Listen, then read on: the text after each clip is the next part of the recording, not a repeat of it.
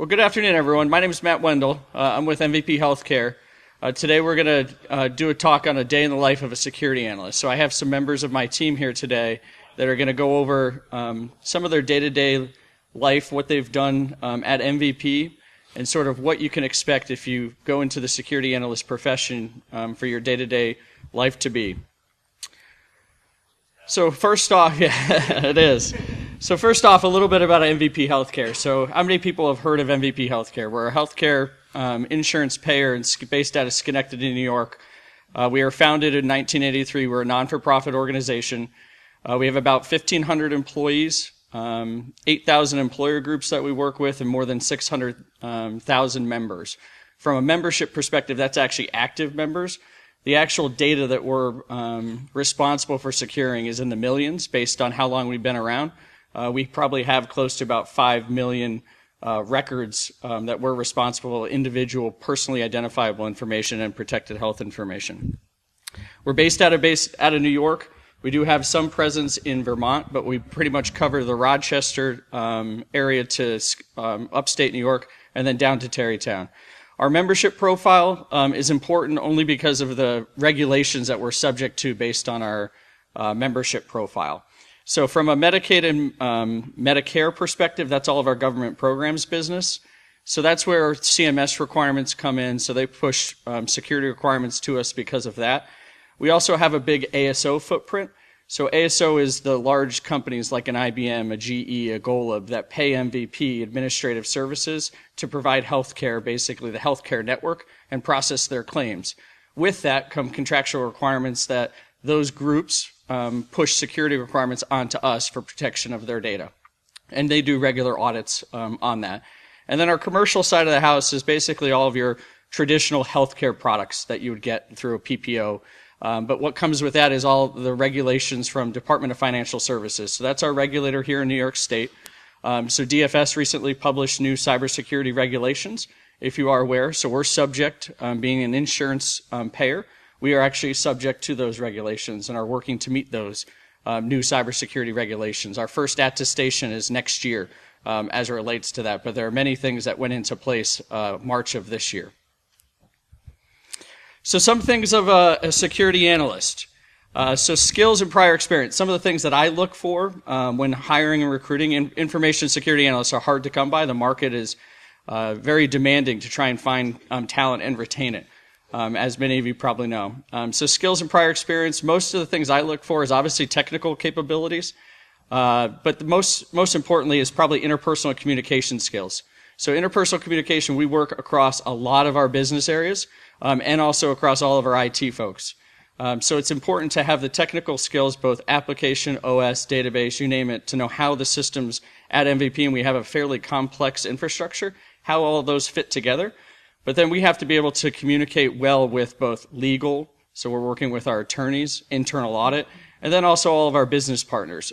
So we have to be able to sort of break down that technical speak and be able to put it in layman's terms as it relates to that.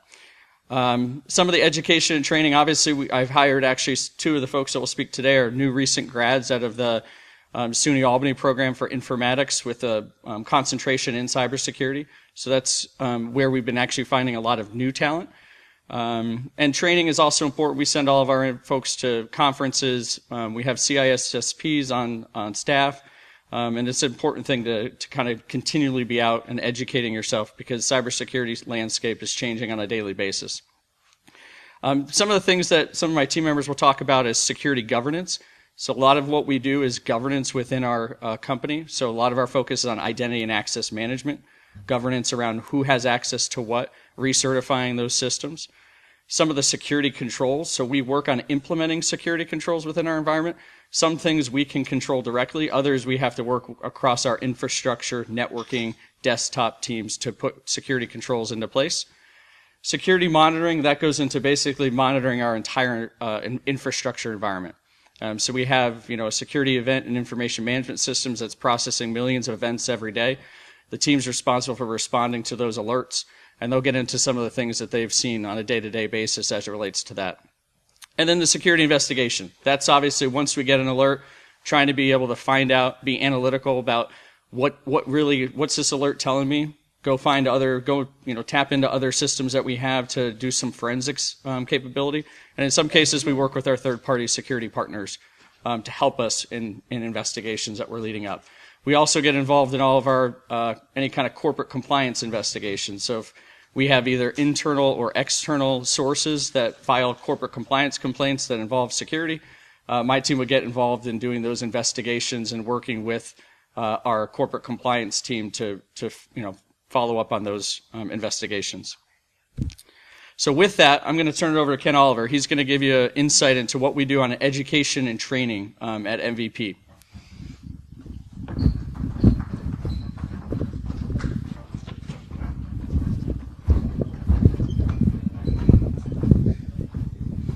How's everyone doing? Good. Good to hear. So the security awareness program, I got to start by saying that, if you do not like dealing with people heads on, if you're not a people person, getting into security awareness programs is probably not for you.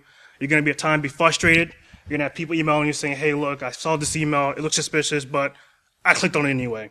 So there's going to be times where you want to reach through your machine and choke people.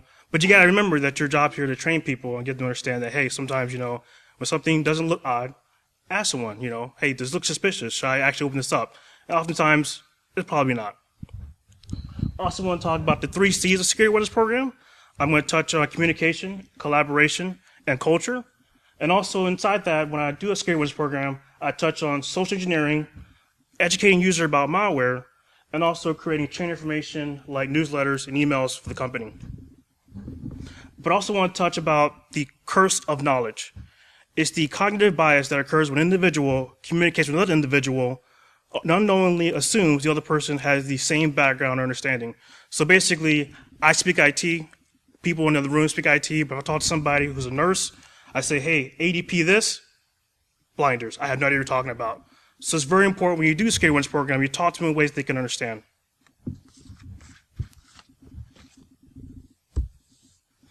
So first, the foundation, communication. It simply is talking to them in a way they understand. Too often we have these programs, we put out these newsletters saying, don't do this, don't open up this, or no, you can't access the social media. Well, we got to turn that around and say, you know what, you got to explain to them exactly why you can't do certain things. Instead of saying no, saying things like, try, go into the actual site directly. Instead of saying, don't click on a link, first, does the link look suspicious versus don't do this? Those are very important. You also got to make it understand that how do these topics relate to them. So when I do a campaign or I do a newsletter, instead of saying, don't do this for the organization, I try to make it relate to them. Basically saying, instead of clicking on a social, phishing campaign at the office, think about your work computer. A lot of times people don't emails in their personal email account. You got to make sure that when you communicate with them, it also in language they can understand too, and take it back home and take it to their friends. I think we're all familiar with the the Nigerian, prince. Hey, you know what? Send me your banking information. I'll forward you half of my sum of money. It's pretty well known, but surprisingly, it still works because people don't fully understand and people are not communicating and saying, hey, look, if you see this, I was taught back in my company. If it looks suspicious, just go ahead and delete it. Next thing we'll talk about is engagement. Back in May of 2011, the CDC published a blog preparing people how to prepare for the apocalypse. And, of course, about 3 hours later, the website went down. But if you actually went at the blog post, all they did was change the actual topic from preparing for a hurricane to preparing for a zombie, and that got readers' attention. So, and also in a security awareness program, you got to make it interesting. You got to make it fun. You got to make it engaging. You got to make it to where, people will take time in their busy day and give you about 5 minutes out of their busy schedule and say, hey, look, this looks important. Let me open it up and take a chance to look and read it. So I'm also want to reflect back on last year. My teammates and I, we had this meeting about this word about ad hoc file transfer. Can you raise your hand if you know what that means? Like ad hoc file transfer? Yeah, of course you know what it means. So, ad hoc is Latin for this. But a lot of times, a lot of people don't speak Latin. If you're not sure what IT is, they try to understand, hey, I need to transfer a file from my company to another company, and you sit there and try to figure out, what is this language that, the IT team is trying to communicate to me. And we had a nice long debate for weeks on end of trying to come up with a term that everyone can relate to. And so me being the new guy and some of the older people on my team who are kind of stuck with the curse of knowledge, they've been doing this for a while, and they're using the correct term, but they're not using a term that everyone can understand. And so my job, one of my roles, is to pretty much bring in a fresh set of eyes and new ideas and say, hey, look, I know this is maybe the correct way of pronouncing something, but let's take this actual term and transfer it to something that everyone can understand. The next thing I'll talk about is collaboration. I have some amazing people at MVP that helps me with my security awareness program. Case in point, there's a woman that I work with, Jen, who works over in Tarrytown and over in Hudson Health, New York. And she has pretty much taken my ideas, transferred it, and put it in ways that I would never actually think of doing. I'm an IT guy. I'm an introvert by nature. And so by having her come in here and say, hey, you thought about adding this or adding this image, she'll take an idea that I have and just takes it and make it 10 times better. So it's very important that we collaborate. We also have people over in HR who do the training for the company. Our last training video we had, the person was kind of bland, but same way as I'm talking, I'm more of a, hey, this is how you do this. This is how you do that. After a while, people tune out. But you got people in HR who's like very enthusiastic and going, hey, have your mother told you, think before you click and make it sound fun and interesting? These are ideas that have never come out on my own, so therefore it's very important that we collaborate with other people in our team and other departments because they can give you a fresh set of ideas that you probably would never even recognize. And the last thing I want to do is touch on culture. Culture is one of those things that you can't do overnight. It's going to take time to get people to understand, you got to think before you click. If it looks suspicious, out of place, don't click on it. When you see an email, look at the actual from line. There's some place is it spelled correctly? Having people take their time and slow down and you actually read the content of the email and say, does this even make sense? A lot of times it doesn't. Like, for instance, we have that, the W-2 email that goes around saying, hey, I'm your CEO, can you please send me a W-2? That's been going around for the last 3 or 4 years, but it's still successful. I'm constantly reading on blogs about companies losing out millions, $100,000 because, people are not taking the time to say, hey, look, this stuff looks important. Let me take a second out of my busy schedule and say, hey, look, what can I do to actually secure my network? And I'll take the skills that I learned and transfer it to my home environment as well. So when I do a security awareness program, I touch on 3 topics. I talk about social engineering, malware, and training. Now, social engineering should be like something we all should be familiar with. If, we all get that email saying, hey, look, can you please click this and, enable a macro, that kind of thing. A lot of times, there's some malware social engineering sites that say, hey, look, can you supply us with your credit card number, date of birth, to a fake site like UPSOnDelivery.com, and people think like, oh, it looks real. It's got the same, colors, but people don't sit there and go, wait a minute. I've never logged to the site before, but I'll still put my information in there anyway. It's like, people, take the time, look at what you're doing. There's no rush. A lot of times these emails come in with these call to action, like, hey, if you don't do this by, tomorrow, your account will be closed. They get people to think like this is really important, so they pretty much, lower your defenses. Instead of taking your time reading it, they say like, hey, if I don't get this done, there's repercussion. And there's also malware. Getting people to understand that malware is basically malicious software. That includes viruses, trojans, anything that does from keylogger strokes. A lot of people who are nurses, people who work customer care. I mean, I have a computer, I can do Outlook, I can do Word, I got a job. But a lot of times people don't understand the stuff behind it. The internet is a fun place to explore certain things, but there's a dark side too. And getting people to understand that, you just don't click on everything you get or open up emails is key to a successful security awareness program because our biggest surface is our email. And the next thing I want to touch on is training. So this is something new that, I've been an opportunity to take on. I started working on the new hire program. Basically, anybody coming to our program, I teach them basically about email security awareness and also about phishing campaigns because as an organization, once a month or more than that, we actually run phishing campaigns so people are aware that, hey, these are the tactics that we're running or these are some of the things you should look out for. And for the most part, people are taking this stuff and actually applying it because, I look at the reports and I see people who fail the phishing campaign month after month, but then that one moment they actually say, you know what, this looks out of place. Let me go and actually notify someone and say, hey, look, is this a legit email or should I respond to it?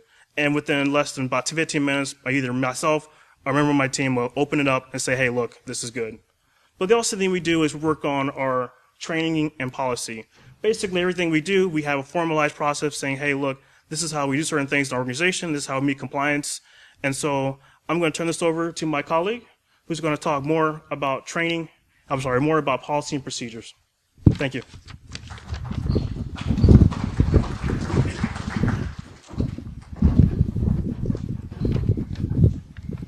Okay, hello everyone. I'm Aneesa, and I'm also on the security team here at MVP Healthcare.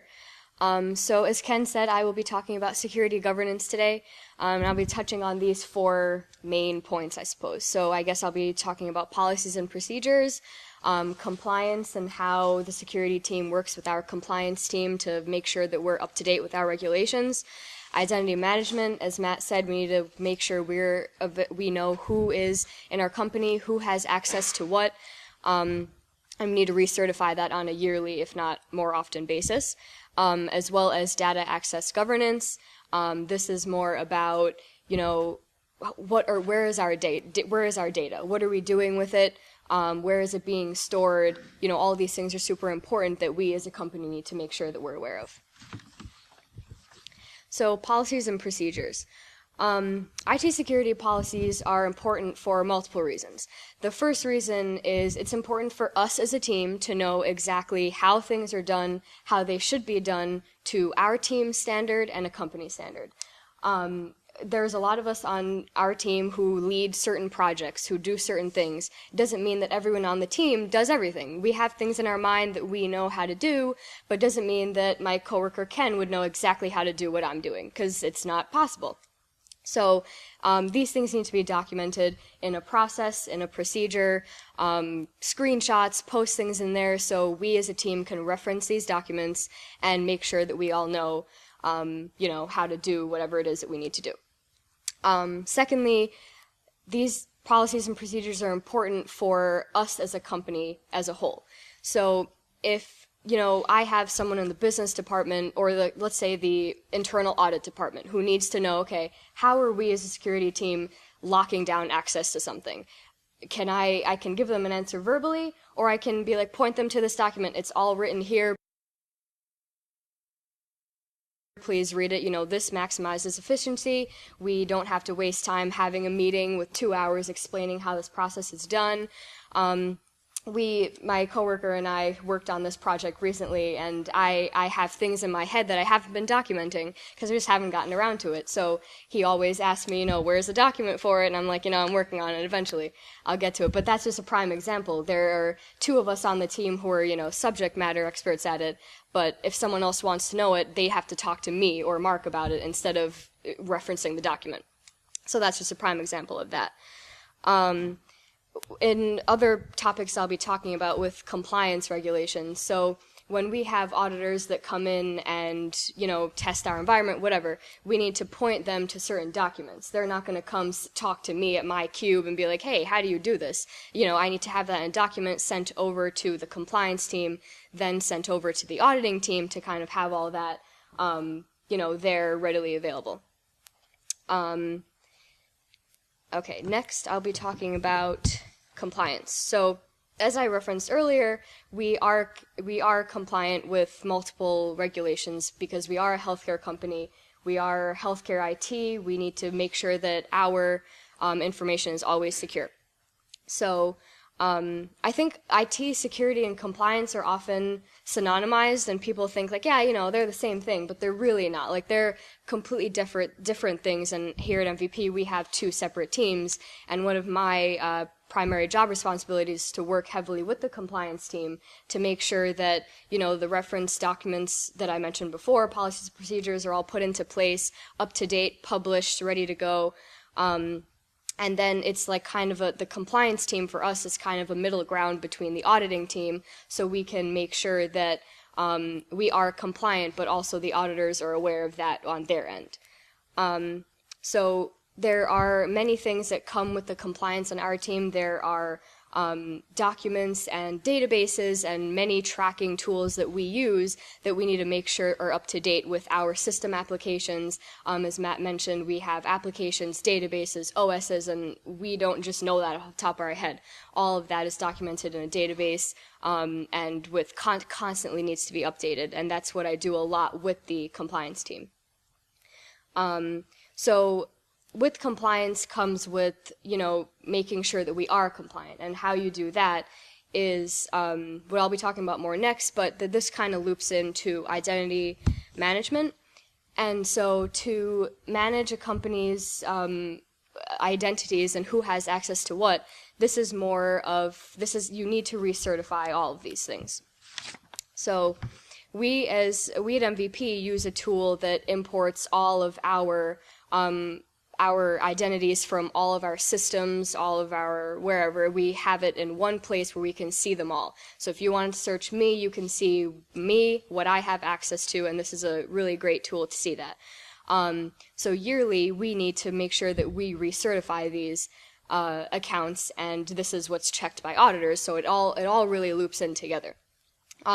So we process files from all systems, applications monthly, and that's what many primary people on our team do. Every first week of the month when we get these files, you need to process them, correlate items. You need to make sure that if someone stopped working here, their account is not active. And this happens quite a lot across the board everywhere. Like, we all know minimum required access. Like, not all of us have that. I find that sometimes, things are just should not have access to things, and that's what recertification does every year. And moreover, we need to process these monthly to make sure that we're up to date when that year time comes, that we're all ready to go. So we have multiple, identities come at many different levels. There's the user level, there's the service account level, there's the administrative level, and these all are separate processes that we need to recertify. So if a generic account has a certain, has certain access rights, we need to confirm with the subject matter expert of that account, hey, what is this account used for? Where does it have access to? Who has access to the password? All these things need to be checked all the time to make sure that some admin isn't going to run server privileges somewhere, just because they have the rights to do so. And so lastly, I'll be talking about data access governance. So I guess moreover identity management, it's really important to know not who has access to the data, but where this data is located. So there's data. We have PHI as a company. There's a lot of HIPAA regulations on us because there's PHI. I'm sure everyone here knows what that is, but it's personal health information. And we at MVP have many drives for these things. So there's secure drives, there's public drives, there's shared drives, and we need to make sure that there are constantly secured locations where PHI is located. So we have tools implemented in our environment where we can see, hey, someone reaches out to me about this folder, I can be like, I can tell you exactly which group has access to it, what they are able to do, what level of access they have, and that's really important for us as a team to work among ourselves as well as across the board with other teams to make sure, okay, why does this person have access to this when they don't even need it? Maybe this person needed access a year ago, but they don't anymore. And this is all important to constantly lock down all of this access. There's also certain situations I'm sure all of you have come through where, hey, this folder's deleted off this drive. Who did it? Why is it gone? Who moved it? There are tools out there that MVP has to kind of let us know who did what and when it was done, what the action was taken. And this is all important to maintain compliance, maintain that management of all of our data, all of our groups. It's all super important for us to know who did what, where is the file located, who has access. All of these things are super important. And so in regulation with compliance, and just to kind of touch on what Matt and Ken were saying about how we need to collaborate with all these other departments, it's super important because there are many departments within the company that Matt was saying we have to work with. Legal, finance, credentialing, many different places, and a lot of them are not technical, verse. Like, people, I can say, oh, well, who has access to this, drive? They're going to be like, I don't know how to look at that. And so it's more like a lot of people just access certain things in their own department and they're not really sure how they have access to it. they're like, okay, I just get to it because I kind of just get to it, and that's what we as a security team need to do to make sure we're aware of, how are they getting access to this certain location? Should they be accessing this? Does the group that they're a part of allow them to access other things that they should not have access to? And that's what another role that I'm doing on my team right now is I'm working with various departments, legal, finance, what I mentioned before, to kind of sit with them and see, okay, how are your team members granted access to these very secure folders? Is there anyone in this group who shouldn't have access to that? And then it's also raising very technical, very high technical awareness to non-technical parties, because now they're like, oh, I know what a drive is now, or I know what secure is supposed to be on, and it's really important to kind of collaborate, as it's really important as to what we do as a team to ensure that we're not over speaking someone because we have technical knowledge and someone else doesn't. So we need to make sure that we share that in very layman terms, but not belittling anyone, and you're making sure like, hey, this is what this means, so implement it, like work on you, now you know what it is, and move forward. Yeah, and I guess with that, I'll be passing it over to my colleague, Mark.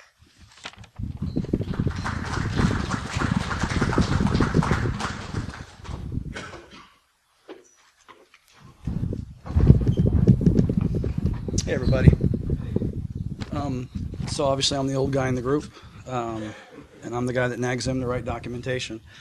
So today, that's right. So today I'm going to talk about not just a day in the life, but more about implementing controls. And I'll read you directly what from SANS is. Controls are technical administrative safeguards or countermeasures to avoid, counteract, and minimize loss of unavailability due to threat acting on machines, matching vulnerability, i.e. security risk. All right, so what does that mean, right? That means we've got to protect our stuff. And how do we do it?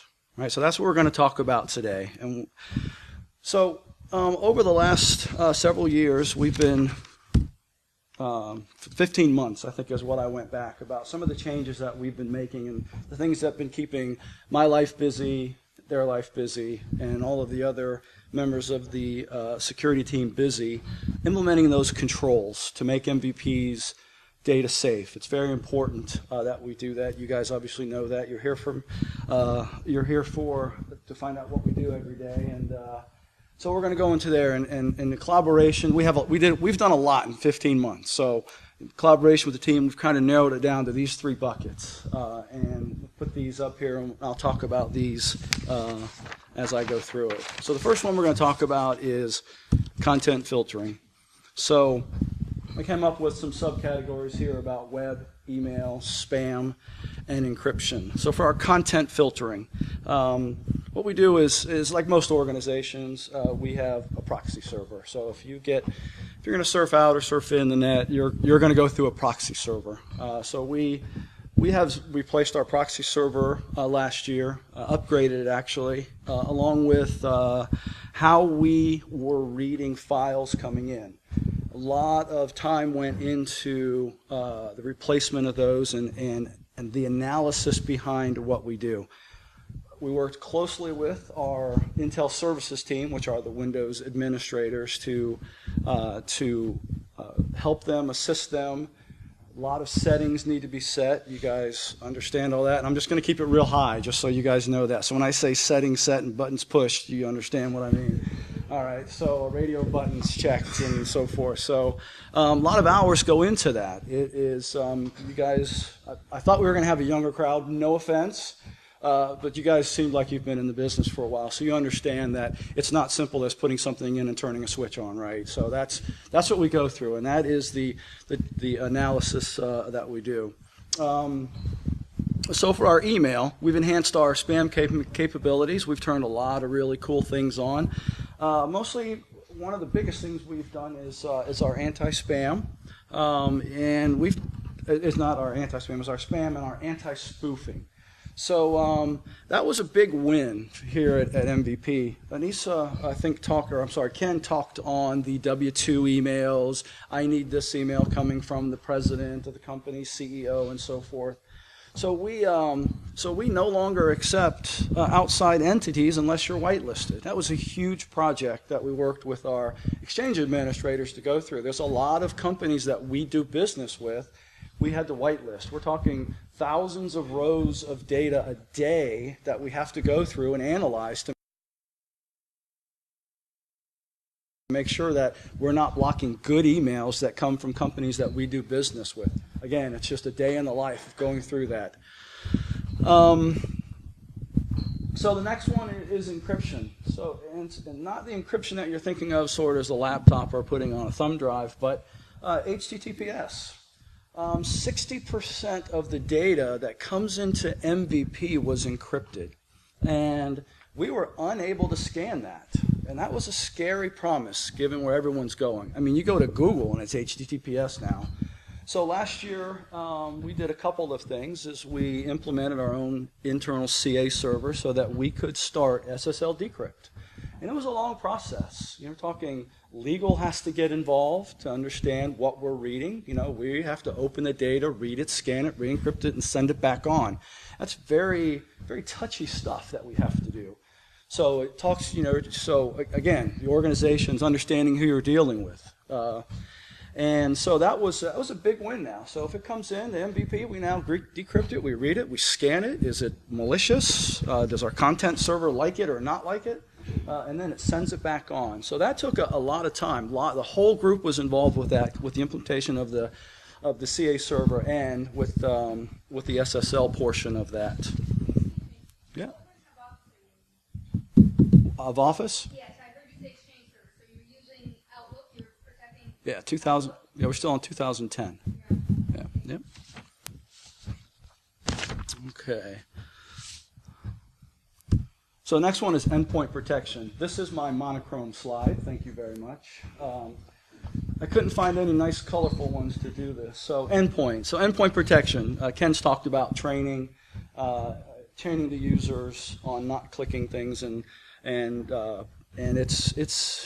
it's tough. It really is. So what do we do? We do our best to make sure that we put protection in place to either it doesn't get to the user, or if it does get to the user, that something on the workstation itself will help protect the user as well. So we've done some pretty good things. We've done some changes in MVP's environment. We've gone to a very virtual environment in our data center. So that made our Intel services guys look at different antivirus products. So that in turn made us look on our desktops. What are we going to do? So that was so we looked at the focus of changing out our endpoint protection. That was a nice, we've kicked off a good POC. MVP doesn't do a lot of POCing, or hadn't in the past. And that was one of our first times that we've gotten together as a IT community and ran a proof of concept, if you don't know what a POC is. A lot of, I don't know if you guys go out there and do that, but a lot of people we brought in, we saw some demos, we talked to the vendors, we picked a product based on feature set versus based at how it would react in our environment. So our endpoint protection for AV was really good. So we went through that and we made a change in that. We chose a vendor that offered a lot of additional features. It doesn't just do endpoint or AV protection. It also, one thing we implemented is removable storage lockdown. So you can no longer come into MVP and plug in a thumb drive. Anything that's removable storage, you will not be able to plug it in. Big win. That was Ken and I worked on that project, and I probably looked at maybe 4 million rows of data. Because people were plugging in more stuff than we really had an idea. It was pretty eye-opening about who was plugging in what. We just recently implemented that, and we did it without notification. We just turned it on, and we knew we were going to do it, but we didn't let our end users know. And it was a culture shock. We did that because, again, we weren't quite sure about what was going on. So basically, we just wanted to turn it on. It was a culture shock for our end users. I think one of the biggest questions is, oh my God, can I still charge my iPhone on my desktop? So the answer is yes, we let them do that. What does your endpoint, can you use a picture of your endpoint? So you're running all Windows, do you have a variable Windows Mac, and you adjust desktop and laptops? Yeah, I would say our mobile users, we probably have 600 laptops now. Yeah, so we're probably at 600 laptops. Everyone else is running a desktop. We have about 12 Macs in various flavors throughout the organization, mostly in our marketing folks. And I think one of our IT guys has a Mac because he does web support. And if there's a problem, somebody call him with a Mac, he handles that as well. Your providers are not carrying around tablets, they're carrying around laptops? We don't do providers. All right, so we're a health insurance organization. Yeah. Yeah. So we dabbled in tablets, iPads a couple years ago. It didn't go anywhere, and I don't even think we have any more iPads on the network anymore. We got rid of them. I think we're getting into some Surface Pros now, but that's about as close as we're getting. So MVP does not allow personal devices on our network. We are you cannot bring your laptop in, plug in, and do work. It's just we don't allow that. So in both process and policy. That's a good question, though. Thank you. Yes, ma'am. What did you select for endpoint protection, if you don't mind me asking? We went with Sophos. Yeah, so we did. We're trying to keep this meeting not vendor agnostic, but let's see. Some of the other things we've done is locking down local administrators.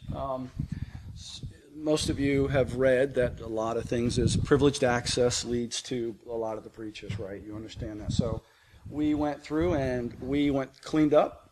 Ken ran with this for the most part, did a lot of work on cleaning up, getting rid of people out of their local admins on the desktops and laptops, and there's now a process that the users have to go through to get local admin access. We get reports every month. We go through the reports, and if it doesn't line up, you get a phone call while you did that. But we log, so we get to see a log. We pull the logs, find out who gave that person access and why. Okay, does it match a ticket? Is there a ticket? So we have a very good process in place for that as well. Now, the other thing we've done is elevated. If you have a need for an elevated function, a privileged function, you now get a separate account.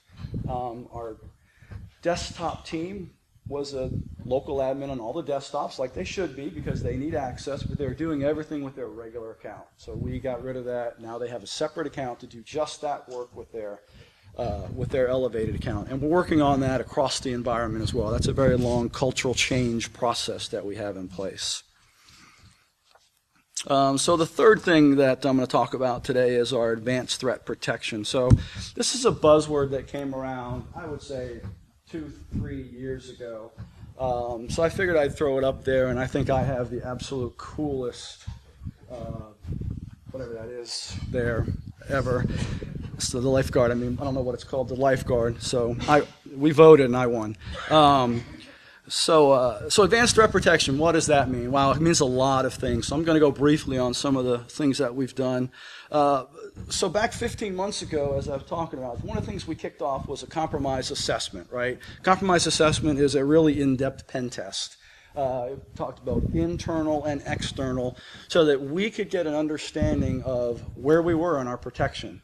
That kicked off a lot of projects, a lot of things that I'm talking about, a lot of things that have been keeping me busy and sometimes awake at night came out of this from 15 months. So we're still going 15 months later out of that compromise assessment of things that we need to implement because, as you know, you can't implement everything at once. You don't have the time. And then once you get it implemented, you don't have the support for that, right? We all know that.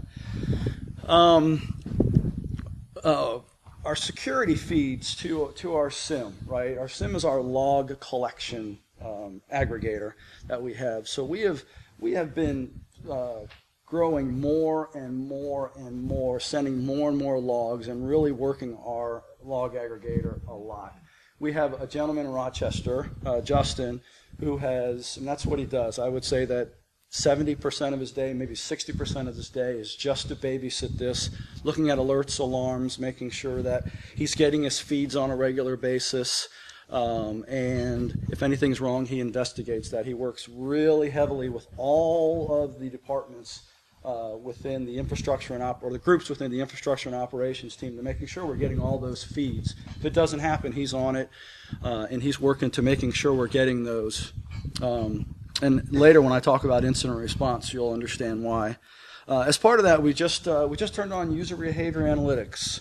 So that is new. It's a new, kind of a new buzz thing as well, right? Who's been hearing about user behavior analytics, right? It's not just about logs, but then it's the logs, understanding and learning what the user is doing and risk scoring that user. So that's something we're really getting into about there. And again, Justin is really running with that as well. So that's a very promising. We just got our first 2 alerts from our UBA the other day, and it was really exciting. It really was. Yes, sir. Is this their machine learning component? There's no machine that's user right now. There's no machine that's user, right? If Bob logs into this machine every day. I'm sorry, is it machine learning like AI? I don't know if they qualify it as AI. All right. I don't think I've read in the literature where it's really like an AI. We've been looking at an AI platform as well. As a matter of fact, I have a meeting with them on next Friday about that. So we've looked into that, and so it's I don't think they classify that as AI. So they have capabilities that we're looking at implementing with AI. Okay. Enhancing our vulnerability management program. We've been growing our vulnerability management program was just a cyclical program where we do this, we do that, we do this, they do that, and we've really taken it to the next level where we're getting into feeds from threat feeds to put those into our vulnerability management program. And that's probably another 20% of what Justin does as well. He should be here, but he handles that as well. Vulnerability management is making sure that post scans of our servers after patches are done to make sure that we patch what we were supposed to do, and then it falls in. It's a very cyclical thing, a very important process that we're here. We've been growing that as well. And so the last thing that I'm going to talk about, and then I'm going to turn it over to Ken, is our highest threat protection implementation that we did last year. We were very, I want to say, privileged, blessed, thankful that we got a project that gave us some money to go out and buy some very defense in-depth programs that we put in to help us protect our email, our endpoint, and replace our aging firewalls. As well as doing some analytics behind all of that based on all of the data that it gets as well. This was a very long project that took many hours to implement, working across many of the people in the IT organization.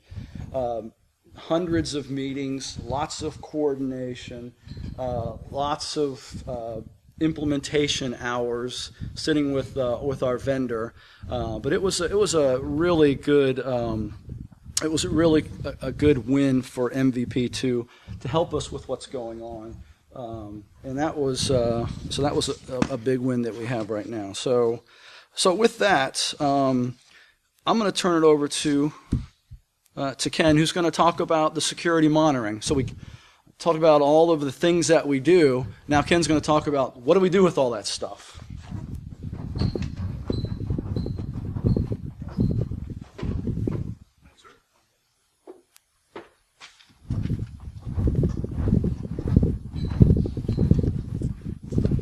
So earlier I talked about security awareness and people actually clicking on things. Well, occasionally people do click, and that gives me job security. So yep. So I'm going to talk about network, the reports, and also current events. So mine is the cool outfit. I basically sit there and make coffee every day. I go through my logs. I go through, our physical security logs. And also I look at a lot of network tools to see exactly what happened the night before, just to make sure I don't miss anything. So when it comes to network monitoring, not to boast or brag, but like Mark said, we have some pretty cool stuff in our environment. I have sensors that monitor our network for any type of, sites people visit. People have those, what's it called, drive-by clicks. People actually look and see what kind of latest OS version you have in your browser. And also we have email sensor that goes through and actually check every last email that comes through that's either laced with a URL or it's laced with some type of, missiles attachment. We also have a next-gen antivirus that, Mark touched earlier. We have the Sophos that pretty much anything that's missed by our advanced security program that we have, our network sensors, they actually have another layer of security that goes through and pretty much check everything. And I have a nice, cool dashboard where I can see exactly where this person might have had like a pub, which is like a potential unwanted program, or as somebody who downloaded a virus. But, lately the kind of alerts that I'm getting is, we have this, we have the McAfee Exchange server, and occasionally we have a semantic that actually quarantines a lot of emails. And what's been getting lately is saying that all these email quarantine are being picked up by Sophos. So that's one of those things we're double checking, triple checking to make sure that nothing comes to our network. And like Mark said before, we also have user behavior analysts.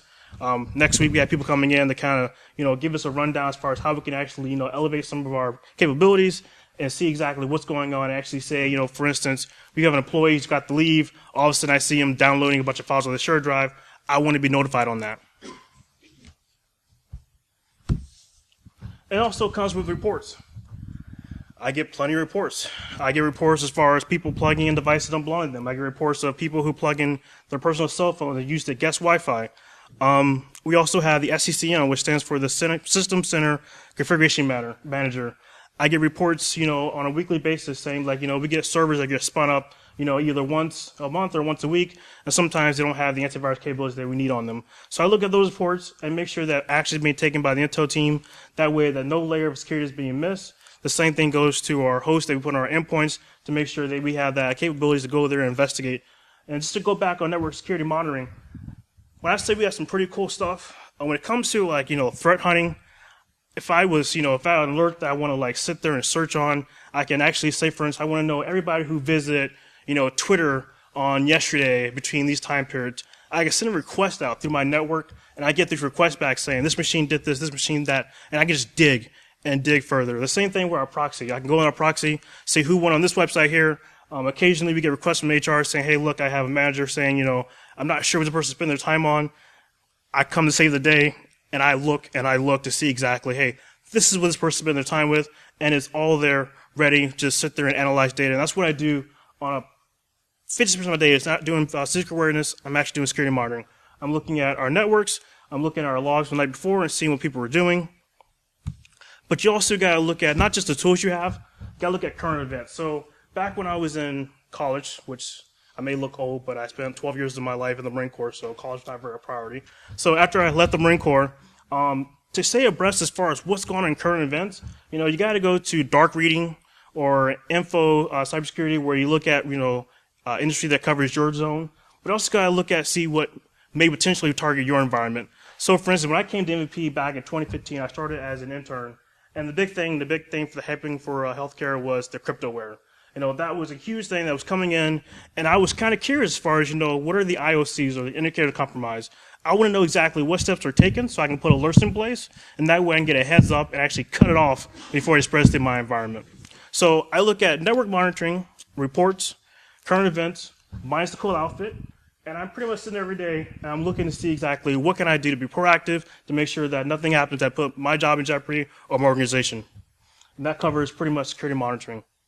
And I'll turn it back over to Marc Payzant, who will go and actually explain to you what happens when we become compromised. Yes? How do you deal with the two roles? You said you have a security awareness and security monitoring, so two different roles, two positions. How do you deal with the burnout if you've got two roles? Coffee. Yes. Thanks, Mark. Coffee helps. I spent, back when I was in the military, I did a lot of stuff when it comes to being, controlling our burnouts, meeting deadlines, trying to manage two different tasks. Occasionally, I'm managing, physical security, information security, and like Mark said earlier, we have another teammate who works over in Rochester, Justin, who does a lot of the help for me and him. So therefore, it's a team effort. I may do this on a daily basis, but I need help with someone. I can reach out to Aneesa, I can reach out to Matt Wendell, and those guys will come in and say, hey, what do you need help with? I have history, or I got something you can work with, or give me in contact with someone, and that helps out a lot. I mean, it really does. And it helps with the burnout. So, thank you.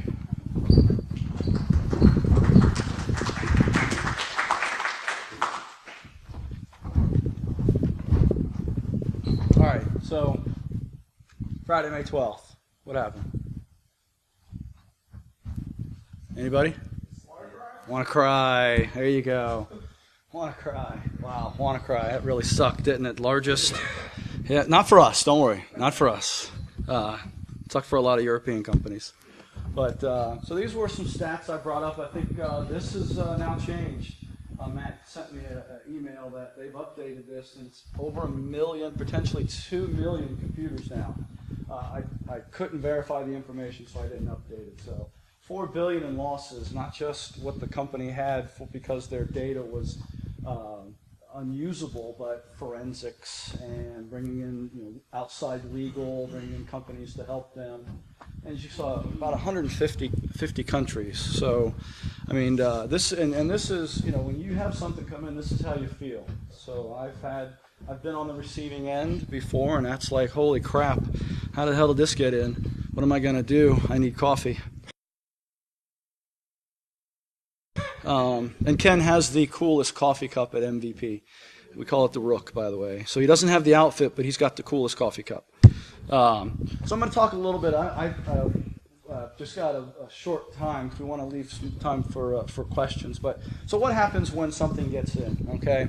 So and I'm going to keep this really brief. We have some documents that we write, and I brought a couple of them with me, not for share, just for my own reference. But we have an incident response plan, and we have a specific cybersecurity incident response plan that we go through, and it lines out what we're supposed to do during the process, who does what, who informs what, and so forth. And I'll leave it at high level. But not only that, we also have what we do is we have a threat intelligence and incident response form. Now this is our document where we take all the notes, do timelines, who's doing what, who did what, when did it stop, do they need more resources, when do we call for outside, and so forth. So this is what this is. So that's our preparation. So we do a lot of preparation. We recently tied in our DR and business continuity team into the security team because of these documents and that. And so I play secondary for our DR team. We have a gentleman who's solely dedicated to that, and I'm his backup. So the life cycle, preparations, detection and analysis, that's what we do. Ken just spent a ton of time talking about looking at their all traffic, monitoring alerts, and so forth. So something gets in. All right, containment, eradication, and recovery. This is, to me, where all bets are off. If you don't like somebody, it doesn't matter. You have to work with them. Okay? If you've got a bone to pick with somebody, it doesn't matter. You've got to work with them. If they don't shower regularly, it doesn't matter. You've got to work with them. And that's the truth. It talks about that. There's, again, tons of forensic. If you're looking into a career change, I would look at digital forensics. I think that is a crucial area that we're really lacking in the world right now. The actual diving in and peeling data back, bits and bytes of data to find out what went where. If I was younger, I would be doing that, but I'm not going to change. So containment, eradication, and recovery. And that goes back to a cyclical here, right? So it's not just one circle, but then you've got to go back. After you think you have it eradicated and you think you're recovered, you go back and you run your scans again, right? Did we really get rid of everything? If we closed something, if we closed a port and we want to open it back up now, open it back up and run detection again. Did we really blocking that? Do we really have the right IOCs in place to do that? Is our AV up to date? All those things that happen right there. And then our post-incident activity, right? I got somebody celebrating because it is a good feeling, right? It's not a good feeling to get breached, But it is a good feeling to know that you went through and you collaborated with a lot of your peers and you've got it taken care of, right? Because we're not going to, you guys know, you're not going to stop everything. Someday something's going to get in and you're going to have to deal with it. It's just the bottom line. You got to work with those to do it. So when you finish, though, after you've, had your 15th pizza, or your Chinese, which is right across the street. Yes. So we're lucky on that. You go right back into preparation. All right, so this, again, is a cycle right here. Incident response, believe it or not, is really cool. It really is. It's not just cleanup. It's like, oh my God, I don't want to do that. Incident response is pretty cool. We wrote this document a long time ago, and knock on plastic, we've never had to use it. So we've been lucky on that. So with that, I think our time is up because we wanted to leave 5 minutes for questions, and I'll hit the questions button, right? So for all of us, I'll stand up here. Yes, sir. Are you dealing with New York State's mandate that all healthcare and insurance companies have to store logs for 6+ years, but that didn't provide guidance in the regulation? So I'll let Matt, why don't you take that one? So as Mark said, all of our logging goes to a security information management system, and we back that up through our metric system, and we archive it through that. So that's how we're maintaining all the security logs. We have a certain amount of data that's online, and then if we needed to, we would have to go to offline storage. But a lot of our tools now actually offer such compression. So some of the fundamentals of it used to take a long time to search it. Now it's a lot easier because of the compression capabilities of that. Yes, sir. I have a question about email encryption. Particularly troubling or difficult problem to solve is when you have business partners or associates that are emailing you, and you want them to come in encrypted form. There's not a real standard right now for coming email encryption. I'm curious on how you guys tackle that challenge of email encryption, both outgoing that you send and also incoming, and how you deal with the business partners. We're going to say product agnostic, but we use Zix. And a good amount of our customers, it's a very healthcare-centric product. So we have a lot of customers who use Zix as well. So it works very well. Do you find that as becoming a standard of Zix or some of the other flavors out there becoming standard? Well, I mean, I don't know the answer to that. We've had Zix for... I would say within the healthcare industry, we find that automatically encrypts all email. If you're a Zix customer, it doesn't matter. Every email going to and from Zix customers do. With a lot of our health partners, one of the things we do is actually just do forced TLS and set up VPN for each of our large partners that we have lots of data going back and forth. So that way, when it's just a forced TLS and it won't establish a TLS connection, it just doesn't set it. So if you have associates and business partners that are Zix, you just send it right through. Yep. Yeah, the end user experience is actually like you don't even know it got encrypted in the back end. So we've got a lot of people that will call us and will say, "Oh my gosh, I forgot to hit click the Zix button and send it." And when we do the analysis, we'll either find out that it was either sent because it was a Zix customer, it got automatically encrypted in the background, or it was automatically set via TLS. So Zix reads every email no matter what. So if you click the Zix button, it's automatic, or it knows based on content. So you had a question here? What do you see as the biggest challenges in retention, especially in analyst positions, and what do you find are the most effective ways to combat that? So that's a good question. I used to be a manager. Got out of that business. It is, I think, burnout. Somebody asked Ken about being burned out. About it's about I've been working with Matt forever. Honestly, and I think it has to do a lot with the gel that you have and how you meld together, right? I think Matt is a great manager. I'm not just saying that. It's the honest truth. So how do you combat that? You have to understand the person's needs. You can't be that strong. I don't care what your personal life is about.